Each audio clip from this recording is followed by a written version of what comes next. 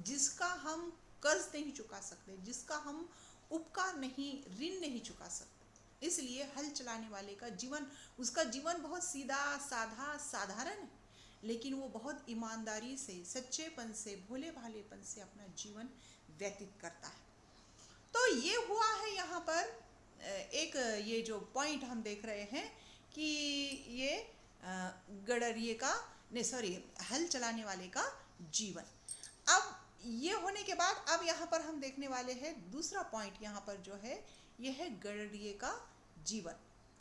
तो गडरिये का जीवन से तात्पर्य यहाँ पर लेखक ने कहा है कि जैसा किसान है, किसान के जैसा ही यहाँ पर यानी कि जो भेड़ बकरी चलाते हैं उनको गडरिया कहा जाता है। तो गडरिया से तात्पर्य यहाँ पर हम कहेंगे चरवाहा। चरवाहा के लिए उसके ऑप्शन में पर्यायवाची शब्द जो है हम चरवाहा भी कहते हैं, कि गडरिया कहना थोड़ा सा मुश्किल हो रहा है। तो जो भेड़ बकरी पालता है, उसका पालन पोषण करता है, उनकी देखरेख करता है, उनसे ही उसका जीवन यापन होता है, उसको गडरिया कहा जाता है। और ये दर दर भटकने वाला, उसका कोई घर का ठाव ठिकाना नहीं होता, बंजारों की तरह जहाँ उसको अच्छा लगता है प्रकृति में वहाँ वो अपना बसेरा बसा लेता है, जहाँ उसको मन लग जाता है वहाँ वो बस जाता है। तो वो भटकने वाला एक फकीर की तरह, एक बंजारे की तरह उसका जीवन है, गडरिये का जीवन। तो यहाँ गडरिये से तात्पर्य है भेड़ चराने वाला, और भेड़ का मतलब होता है जो भेड़ें होती है उन भेड़ों को जिनसे उनको उनके बालों को कट करके ऊन बनाया जाता है। उस ऊन से हम देखते हैं हम गरम कपड़े बनाते हैं, कम्बल बनाते हैं, गरम गरम कपड़े बनाते हैं। ऊबदार कपड़े जो होते हैं ये भेड़ों के बालों से बनते हैं। तो ये सफ़ेद रंग की भेड़ें होती है, और सफ़ेद रंग पवित्र कहलाता है, श्वेत रंग। तो इसलिए हम देखते हैं कि ये गडरिये का मन भी जो है श्वेत बताया गया है, पवित्र बताया गया है, साधु की तरह। हम देखते हैं कि सूफ़ी लोग जो होते हैं, तो सूफ़ी लोगों के बारे में भी यही है कि सूफ़ी लोग जो है मन से बहुत पवित्र होते हैं, सीधे साधे सच्ची फ़कीरी जीवन जीने वाले होते हैं, उनको सूफ़ी कहा जाता है। तो गडरिया भी जो है ये एक सूफ़ी जीवन जीता है। तो हम देखते हैं कि गडरिया जो, अब ये किसान तो अपनी खेती में रहता है, खेत में रहता है, खेती बाड़ी करता है, लेकिन गडरिया जो है एक चरवाहा जो है उसका ना ही खेत है ना कुछ है, वो सिर्फ अपने भेड़ों के साथ जीवन व्यतीत करता है। भेड़ ही उसके अपने जीवन यापन का एक हिस्सा है। तो उनकी देखभाल करना, उनकी सेवा करना, यही उसका जीवन है। तो ये एक गडरिया या एक चरवाहा, उसका जीवन कैसा है? तो वो एक मस्त मौला है, उसको ये थोड़ा सा भी गम नहीं है, उसको थोड़ा सा भी दुख नहीं है कि भगवान ने मुझे गरीब बनाया है, मेरे पास घर नहीं है, मेरे पास छत नहीं है। नहीं, उसको कोई गम नहीं है, क्योंकि वो बेफिक्र है, मस्त मौला, मस्त मौजी जीवन जीने वाला है। कि जहाँ उसको लगता है कि भाई यहाँ हरा भरा है, घास फूस है, पानी है, वहाँ वो अपना यानी कि बसेरा जमा लेता है। घास फूस तान कर वो अपनी छोटी सी कुटिया बना लेता है। वो हमेशा प्रसन्न रहता है। गडरिया जो है ज़्यादातर ये बर्फीले स्थानों पर, पहाड़ों पर रहते हैं। तो बर्फीले स्थान जहाँ चारों ओर बर्फ़ ही बर्फ़ बिछी हुई है, तो हम देखते हैं कि जब बर्फ़ चारों ओर बिछी हुई होती है तो बर्फ़ भी सफ़ेद रंग की, श्वेत रंग की, और इनकी भेड़ें भी श्वेत रंग की। और गडरिये को भी यहाँ पर सफ़ेद बालों वाला बताया गया है। लेखक कहते हैं कि सफ़ेद बाल, उसके सफ़ेद बाल चमक रहे हैं। और ये गडरिया भी जो है बूढ़ा हो गया है, बूढ़ा इंसान है, ये मनुष्य जो है बूढ़ा है, लेकिन बूढ़ा होने के बावजूद भी उसके चेहरे पर एक प्रसन्नता के कारण उसके चेहरे के गाल जो है लाल लाल हो रहे हैं, उसके गालों पर लाली छलक रही है। तो ये लाली क्यों छलक रही है? प्रसन्नता के कारण, क्योंकि वो अपने जीवन से प्रसन्न है। तो जीवन से क्यों प्रसन्न है? हम यहाँ पर लेखक ये कहते हैं कि ये गडरिया तो बूढ़ा है, लेकिन भेड़ों में वो खुश है। भेड़ों के साथ साथ लेखक यहाँ पर उसको विष्णु का अवतार बता रहे हैं। गडरिये को विष्णु का अवतार बता रहे हैं। विष्णु का अवतार इसलिए कि जिस तरह से विष्णु अपने शेष नाग पर बैठे हुए होते हैं, चारों तरफ क्षीरसागर फैला हुआ है, वैसे ये बर्फ रूपी क्षीरसागर में बर्फ रूपी यानी कि क्षीर सागर में, समुद्र में, ये विष्णु रूपी यहाँ विराजमान है, विष्णु की तरह विराजमान है। और विष्णु के साथ, विष्णु के बाजू में हमेशा जब लक्ष्मी जी विराजमान रहती है, तो ठीक वैसे ही उसकी पत्नी हमेशा उसके साथ, हमेशा उसको खुश रखती है, हमेशा उसको प्रसन्न रखती है। अपने पति को प्रसन्न रखकर उसको हमेशा उसके लिए अच्छे पकवान बनाना, उसके लिए खाना बनाना, हमेशा उसको खुश रखना, उसके हर श्रम में साथ देने वाली उसकी पत्नी है। और पत्नी उसके साथ है, इसलिए वो और ज़्यादा खुश है कि भाई उसकी पत्नी, उसकी जीवन संगिनी, वो हमेशा अर्धांगिनी उसके साथ है, उसका दुख सुख में वो साथ है। और यहाँ गड़रिया जो है, ये चरवाहा जो है, इसकी 2 बेटियां बताई गई है, युवा पुत्रियां, जो कि 16-17 वर्ष की ऐसी होगी, युवतियां जिसको कहा गया है कि 2 लड़कियां हैं। वो 2 लड़कियों से बहुत खुश है, और 2 लड़कियों से खुश है क्योंकि वो लड़कियां भी जो है अपने परिवार से, अपने पिता से, उसके पिता के जो भेड़ है उनको चराने में वो मग्न है, खुश है। उनको कोई दुनिया से सरोकार नहीं, कोई दुनिया से लेना देना नहीं, और उनको दुनियादारी पता ही नहीं। ये दोनों लड़कियों को दुनियादारी पता ही नहीं, उनको दूसरी दुनिया पता ही नहीं, उनको बस अपना परिवार, अपने भेड़ और अपनी कुटिया, यहाँ तक ही दुनिया पता है।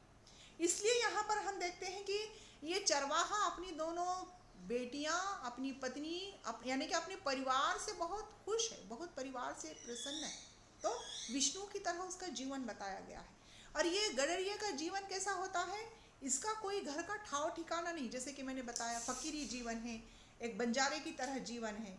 तो इसका परिवार कैसा है, बेमकान, बेघर है, ये बेनाम है, ये बेपता है, कोई नाम नहीं, इसको कोई पता नहीं, कोई ठाव ठिकाना नहीं।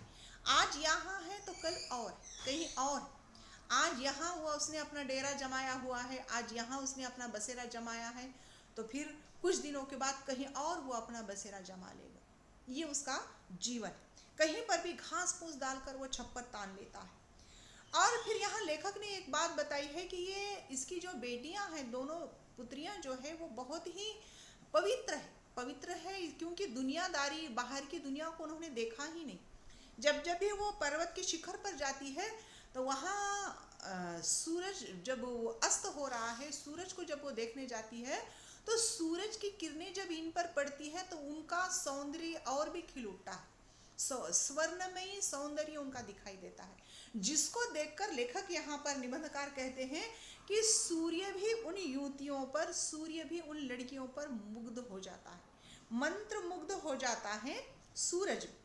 और जब वो सूरज को अस्त होता हुआ देखती है तो लेखक ने, निबंधकार ने बहुत ही सुंदर एक शेर यहाँ पर कहा है। शेर कुछ इस तरह से है कि सूर्य यानी कि सूरज जब उन दोनों लड़कियों को देखता है, उन युवतियों को देखता है, तो ये शेर सूरज के कहे हुए, सूरज के मन से निकले हुए हैं कि हुए थे आंखों के कल इशारे, इधर हमारे उधर तुम्हारे, चले थे अश्कों के क्या फवारे, इधर हमारे उधर तुम्हारे। यानी कि आंखों ही आंखों में उधर सूरज भी इशारे कर रहा है और इधर ये लड़कियां भी उसको देख रही।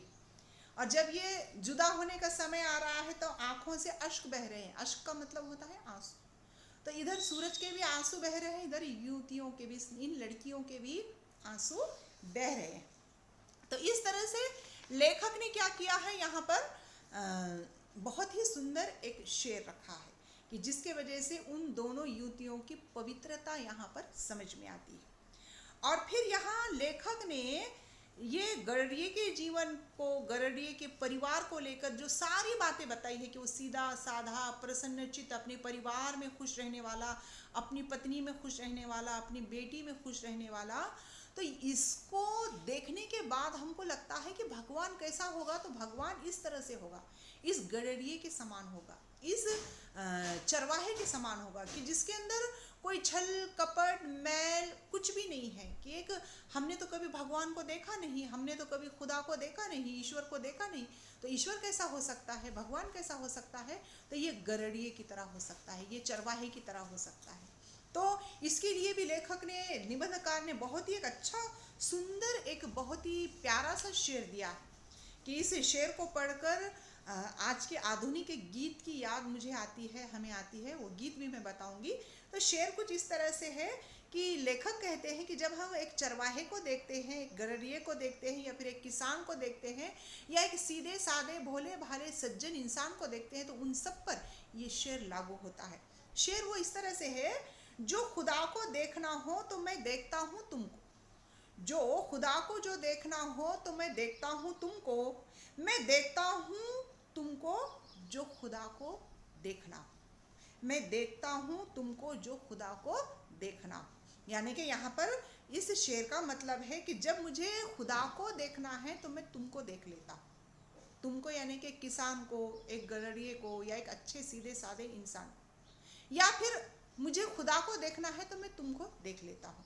तो हमारे एक आज के दौर का आधुनिक एक गीत है कि तुझ में रब दिखता है यारा मैं क्या करा, सजदे सर झुकता है यारा मैं क्या करा। यानी कि तुझ में रब दिखता है कि एक इंसान सीधा साधा भोला भाला ऐसा है कि उसमें हमको साक्षात खुदा के दीदार होते हैं, ईश्वर के दर्शन होते हैं। तुझ में रब दिखता है कि ऐसे इंसान में हमको जब रब दिखने लगता है, उसके सामने हम सजदा करने को मन करता है।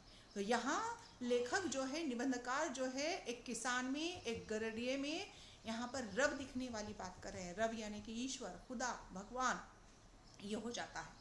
तो इस तरह से हम यहाँ पर ये गडरिये का जीवन जो है संपन्न है, सुखी है। संपन्न का मतलब भौतिक सुविधाएं नहीं, वो मन से बहुत खुश है, प्रसन्न है, परिवार से प्रसन्न है, वो अपने आप को धन्य समझता है, अपने आप को सौभाग्यशाली समझता है कि वो इस प्रकृति के बीच है, प्रकृति के गोद में है। हम देखते हैं कि प्रकृति ही उसका जीवन है, प्रकृति से वो प्रेम करता है, वनस्पति से प्रेम करता है, अपने भेड़ों से प्रेम करता है।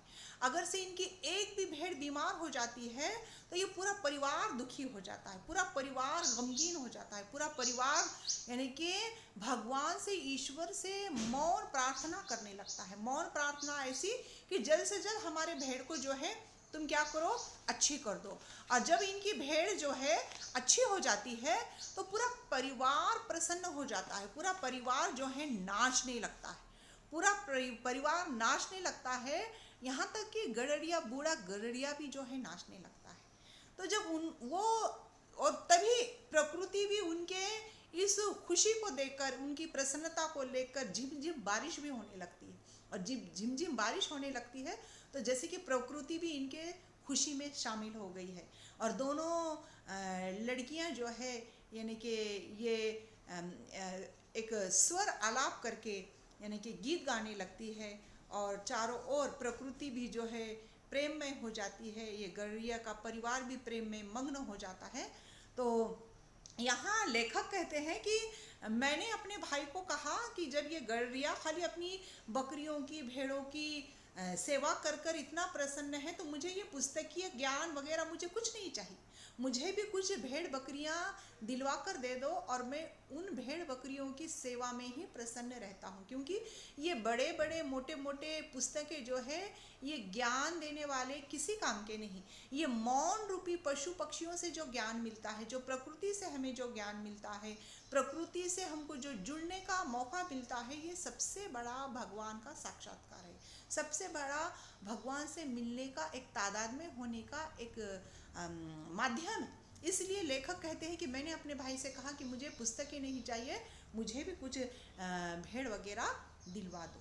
यही सच्चा जीवन है, यही यानी कि आदर्श जीवन है, यही प्रकृति रूपी जीवन है। इस तरह से लेखक कहते हैं। इसलिए कहते हैं कि किसान का जीवन, गडरिये का जीवन जो है ये भगवान के जीवन से कम नहीं है। इस तरह से ये निबंध के माध्यम से कहते हैं। फिर अब यहाँ पर तीसरा पॉइंट हम देखते हैं। यहाँ पर लेखक ने दिया है मजदूर की मजदूरी। मजदूर की मजदूरी, ये निबंध यहाँ लेखक ने जो दिया है, ये मजदूर की मजदूरी में लेखक कहते हैं कि जब मजदूर कोई मजदूरी करता है, श्रम करता है, तो उसके बदले में जब हम उसको कोई मेहनत के बदले में मेहनताना देते हैं, पैसा देते हैं, वो पैसा उस मेहनत के सामने, उस श्रम के सामने बिल्कुल छोटा है, मामूली, न्यून्य, उसके सामने उसकी कोई मोल नहीं है। क्योंकि जब एक किसान, एक गडरिया या एक मजदूर जब मजदूरी करता है तो उसका सारा शरीर उस श्रम में लग जाता है। सर से लेकर पैर तक उसका एक एक अवयव काम करता है, और उसके बदले में हम जो 1 पैसा, 2 पैसे, 4 पैसे, 10 रुपये, 100 रुपये देते हैं, उसके मुकाबले में कुछ भी नहीं है। वो अपना खून पसीना बहाता है, और उसके बदले में हम उस खून पसीने को हम क्या करते हैं, पैसों से उसको नापते हैं, पैसों से उसको तोलने लगते हैं कि भाई तुमने 10 मिनट काम किया, आपने 1 घंटा काम किया, तुमने दिन भर काम किया। दिन भर काम करने के बदले में हम उनको 100 रुपये देते हैं, दिन भर काम करने के बदले में हम 50 रुपये देते हैं।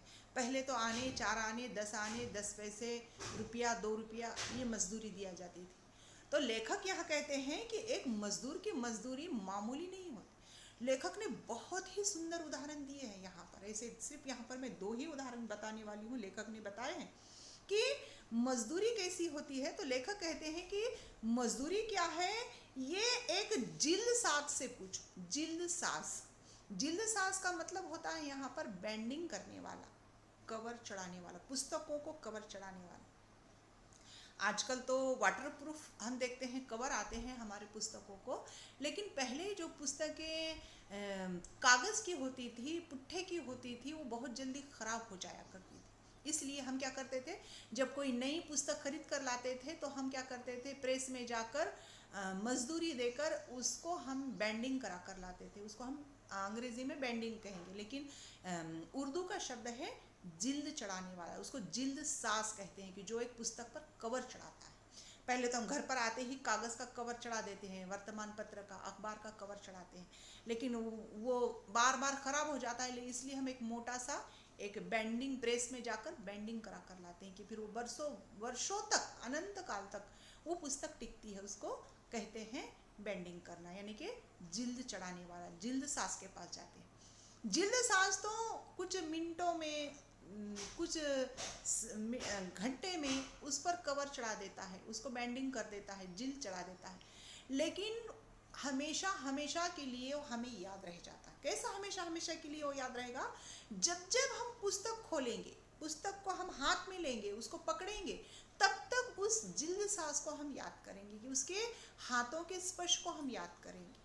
हम उसके हमेशा के लिए मित्र बन जाते हैं, कि जब पुस्तक हाथ में लेंगे उस जिल्द साज को हम याद करते हैं कि उसने कितना बड़ा योगदान दिया है अपने श्रम से, कि मेरे पुस्तक को मैंने सुरक्षित कर दिया है। हम अपनी किताब को हिफाजत से रख देते हैं। जब कितनी बार भी हम उसको इस्तेमाल करेंगे, कितनी बार भी हम खोलेंगे, कितनी बार भी हम उसको पढ़ेंगे, तो वो ख़राब नहीं होंगी। क्यों? क्योंकि जिल्द साज ने उस पर बहुत ही बेहतरीन, बहुत ही अच्छी जिल्द चढ़ाई है, कवर चढ़ाया है, उसको बैंडिंग करके दिया है। तो ये यहाँ लेखक कहते हैं कि जब जब मैं पुस्तक अपने हाथ लेता हूँ, उस जिल्द साज के प्रति मैं कृतज्ञता व्यक्त करता हूँ कि उसका उपकार कितना बड़ा है कि ये मेरी पुस्तक सुरक्षित है। लेखक कहते हैं कि मेरे अंदर तब भरत मिलाप के भाव निर्माण होते। सोचो, भरत मिलाप रामायण में हम देखते हैं कि जब राम को वनवास हुआ था, तो तब भरत जो है राम को वापस लाने के लिए गए थे, मनाकर वापस लाने के लिए। तब वहाँ पर वो बहुत रोए थे, राम के चरणों में गिर गए थे, अपने पिता के लिए, अपने पिता के वचन को पूरा करने के लिए जब राम चले गए, तो भरत जो है बहुत ही पछताते हैं कि मैं ननिहाल क्यों चला गया था। और वो पूरा इल्ज़ाम जो है कई को देते हैं कि मेरी माँ के वजह से मेरे भाई को जो है वनवास जाना पड़ा था। और वो आकर दुहाई देते हैं राम से कि भाई मेरी माँ ने जो किया है, कई ने जो किया है, उसकी सज़ा मुझे मत दो, मेरा इसमें कोई हाथ नहीं है, मैं तो ननिहाल में था, मुझे तो कुछ पता ही नहीं था। और वो रो रो कर, यानी कि राम से चलने के लिए कहते कि ये पूरा अयोध्या आपका इंतज़ार कर रहा है। और जब राम और भरत मिलते हैं तो उसको भरत मिलाप कहते हैं। और भरत मिलाप होता है तो सारे अयोध्यावासी रोते हैं। और जब भी हम उस दृश्य को पढ़ते हैं, उस दृश्य को देखते हैं रामायण के अंदर, तो हमारे भी आंखों से अश्रु बहने लगते हैं दोनों भाइयों के प्रति आपस का प्रेम देखकर। तो यहाँ आपस, दो व्यक्तियों के मन में एक दूसरे के प्रति जो प्रेम है, दो भाइयों के मन में एक दूसरे के प्रति जो प्रेम है, तो यहाँ रामायण में उसको भरत मिलाप कहा गया है। तो वैसा ही प्रेम यहाँ पर लेखक के मन में उस जिल्द साज के प्रति है। उस जिल्द साज के प्रति वही प्रेम यहाँ दिक्कत आता है। इसलिए वो कहते हैं कि जब जब मैं पुस्तक हाथ में लेता हूँ मुझे भरत मिलाप यहाँ पर नजर आता है। इतना अच्छा उदाहरण उन्होंने एक मजदूर की मजदूरी के लिए कह रहे कि जिल साज ने मेहनत से जो जिल चढ़ाई है उसके प्रति उनके मन में जो श्रद्धा सम्मान भाव है भरत मिलाप के समान। दूसरा यहाँ पर लेखक कहते हैं कि एक विधवा स्त्री जिसका कोई सहारा नहीं, वो स्त्री अगर से कोई सिलाई का काम कर रही है, किसी का शर्ट सी कर दे रही, किसी का कमीज सी कर दे रही है, तो वो विधवा स्त्री पहले जो है सिलाई जो है कढ़ाई बुनाई जो है हाथों से की जाती थी, अभी हम मशीन से सीते हैं। पहले सुई हाथ में लेकर एक एक टाका डालकर कपड़ा सिया जाता था, कमीज सी जाती थी। तो यहाँ पर लेखक कहते हैं कि विधवा स्त्री जब अपना श्रम के द्वारा किसी का कमीज सीती है तो एक एक टाका जब वो टाकती है तो उसके आंखों से आंसू बहते हैं कि वो अपने दुर्भाग्य पर, उसके जो भगवान ने उसके साथ किया है उसको सोचकर रोने लगती है कि मेरा कोई सहारा नहीं, और मैं ये कमीज जब सियूंगी तो इसके बदले में जो पैसा मुझे मिलेगा, मजदूरी के बदले में जो पैसा मिलेगा, कल उस मजदूरी के पैसे से मेरा घर चलेगा, मेरी परिवार मेरे बच्चे इससे खाना खाएंगे। तो रात भर यानी कि आंखों में तेल डालकर मतलब में रात भर जाकर उस कमीज का एक एक टाका अपने घुटने पर कमीज रखकर सुई में धागा पिरोकर आंखों में आंसू है और आंसुओं को पोंछकर गीली आंखों से नम आंखों से जब वो अपना कमीज सीती है उसका एक एक टाका जो है उसका बहुत मूल्यवान है। तो यहाँ लेखक कहते हैं कि वो कमीज एक ऐसा है कि वो कमीज ना होकर वो मेरी आत्मा का वस्त्र है, सिर्फ वो शरीर का वस्त्र नहीं।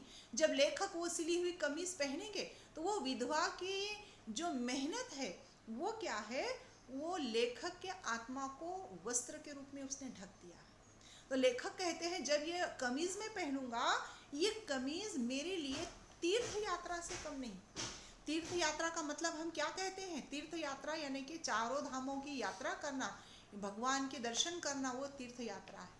तो साक्षात वो विधवा स्त्री और उसका श्रम जो है साक्षात ईश्वर के दर्शन कराते हैं, यानी कि तीर्थ यात्रा से कम नहीं है। कि वो विधवा स्त्री की जो मेहनत है, उसका जो श्रम है, उसके बदले में मैं तो कुछ रुपया 2 रुपये 10 रुपये 100 रुपये मैं दे दूंगा, लेकिन जब जब ये कमीज पहनूंगा तब तब उसकी मेहनत मुझे याद आएंगी कि वो रात भर उसने जाग कर एक एक टाके से मेरे कमीज को सिया है। तो यहाँ उसकी जो मेहनत जो है लेखक के लिए यहाँ पर तीर्थ यात्रा से कम नहीं है। तो यहाँ लेखक कहते हैं कि ये मजदूर की मजदूरी जो है हमारे लिए बहुत ही महत्वपूर्ण होनी चाहिए। उसकी मजदूरी की हमको कद्र करनी चाहिए, उसकी मजदूरी का हमको सम्मान करना चाहिए। तो इस तरह से यहाँ पर लेखक जो है मजदूर और उसकी मजदूरी का, उसकी मेहनत का महत्व बताते हैं। तो हम यहाँ पर यहीं रुकते हैं क्योंकि ये निबंध जो है हम 2 भागों में बांटने वाले हैं। तो हम 3 जो मुद्दे हैं यहाँ हमने लिए हैं, आगे के मुद्दे हम दूसरे भाग 2 में लेंगे। पहले भाग में 3 मुद्दे लिए हैं, अब दूसरे भाग में हम आगे के मुद्दे लेंगे। क्योंकि वीडियो इतना लंबा हम नहीं कर सकते, इसलिए हम यहाँ पर रुकते हैं। तो ये निबंध आपको समझ में आया या नहीं आया, या फिर इससे संबंधित आपको कोई प्रश्न करना है तो आप मुझे व्यक्तिगत रूप से इसे सवाल कर सकते हैं, प्रश्न कर सकते हैं। तो मेरे छात्रों, मुझे आशा है कि ये मेरा निबंध आपको मेरा पढ़ाने का ये निबंध जो है आपको समझ में आया होगा। मजदूरी और प्रेम, जिसके निबंधकार जो है पूरन सिंह है, सरदार पूरन सिंह। तो हम यहाँ पर इस निबंध